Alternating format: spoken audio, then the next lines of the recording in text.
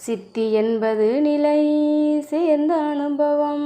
அத்திரள் என்ற என் அருட்பெருஞ்சோதி ஏகசிற் சித்தியே இயல்புற அநேகம் ஆகியது என்ற என் அருட்பெருஞ்சோதி இன்ப சித்தியின் இயல் ஏகம் அநேகம் அன்பருக்கு என்ற என் அருட்பெருஞ்சோதி 8 2 என்பன இயலும் முற்படியென அட்ட நின்று அருளிய அருட்பெருஞ்சோதி இப்படி கண்டனை இனி உருப்படியலாம் அப்படியே எனும் அருட்பெருஞ்சோதி படிமுடி கடந்தனை